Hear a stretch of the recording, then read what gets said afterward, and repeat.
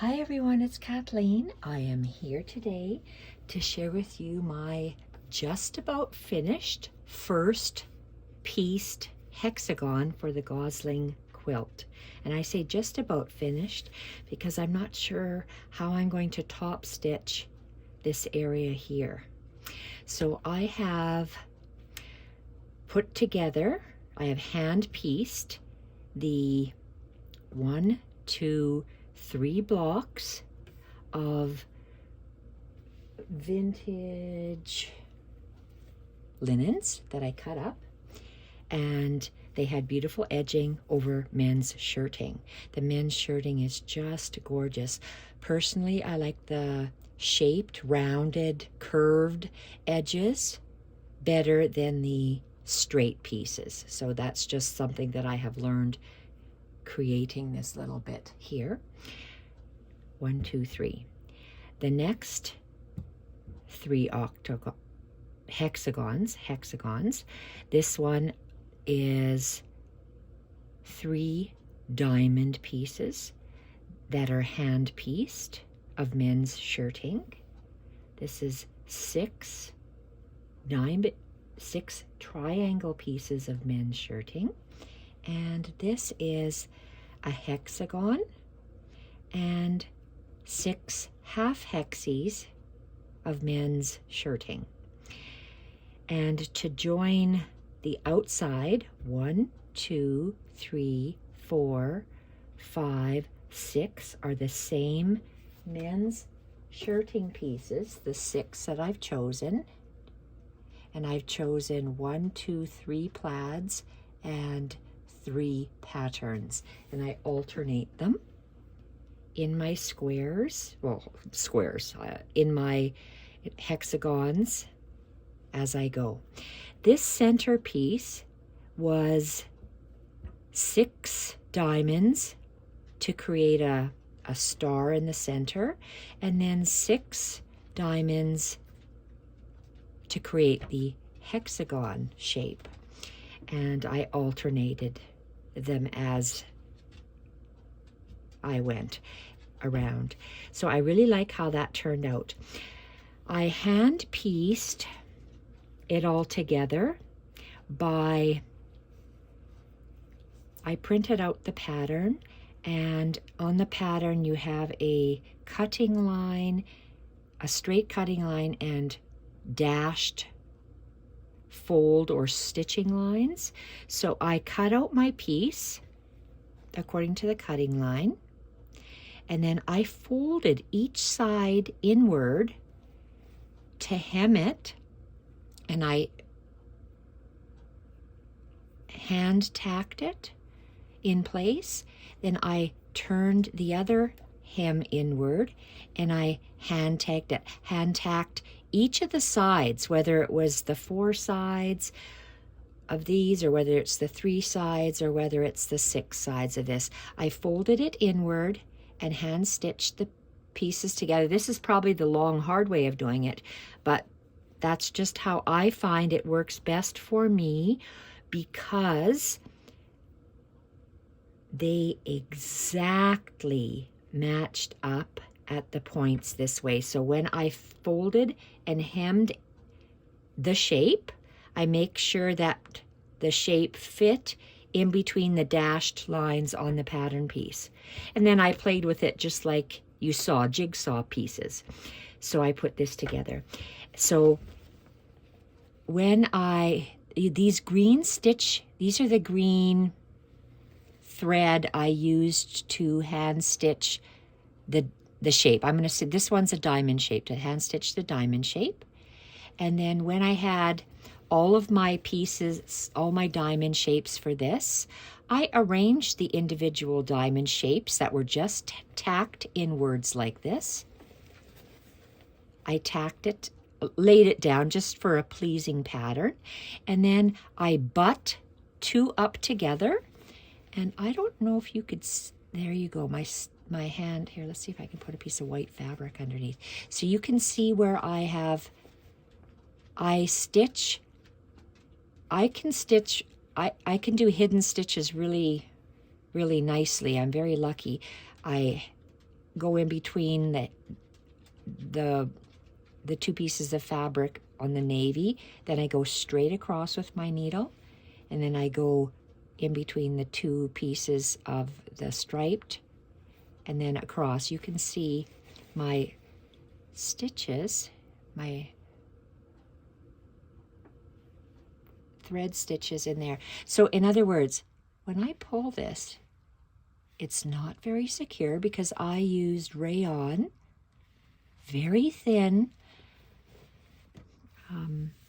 machine thread and a beading needle to get this exactly perfect. So everything, OCD, lines up absolutely perfect for me. And it had to, or else I would stop the project. So I did that. So to sew or tie these pieces that come apart quite easy, I did a straight stitch. There's a seam, two pieces together. So on the left-hand side, do I have any, like this, I did a straight stitch on the left-hand side of the fabric. And then I came back, so if I'm, where could I show you on this? It's good on the darker one.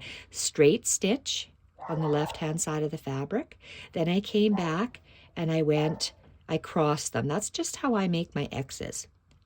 That's just how I do my X's in embroidery. I love the way that looks. So I did a line, straight stitches, and then I went and I crossed them. And so now it's, you can see how it's attached better. You can still see the threads underneath. It's, if I pulled hard enough, I probably could take it apart. So I don't know how the ladies get it not to do that, but I'm okay with that. I'm going to be gentle with this. What else did I do? Okay, so for the hexagon, these are, am I in frame? Yes. These are the straight lines that have the X's. These are the straight lines that have X's. And these are the straight lines that have X's. This one here, I wanted to showcase this hexagon, so I just left the straight stitch and I did not create the X's on here. I tried that on this one, but then it didn't. The purpose of doing the X's for me was to attach these two fabrics together. These two fabrics, I wanted to attach them. Whereas here, yes, they're attached, but ever so slightly. And when you just do a straight stitch like that, because I folded one fabric in on each other, in on itself, not on each other, on itself, like, let's look at this navy and this lighter color. You can see here that I guess when other ladies do it, they press the seams to one side. I wanted mine to be open. Why? I don't know. Maybe I did a wrong thing, but that's just what I'm doing on mine. Maybe that's a mistake. Maybe I'll learn from that mistake. I don't know.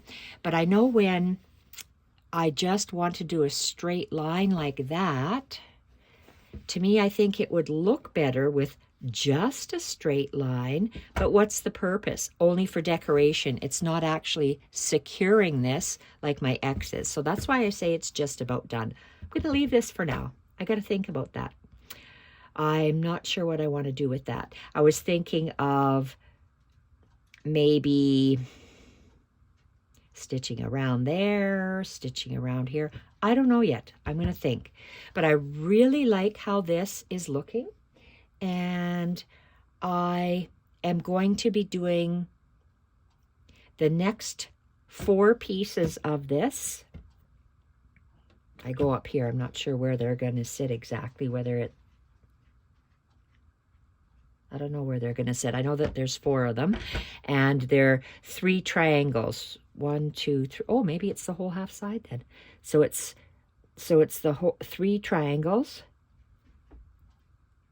3 triangles, 2 triangles, and 1 triangle. So it's a triangular piece built with triangles.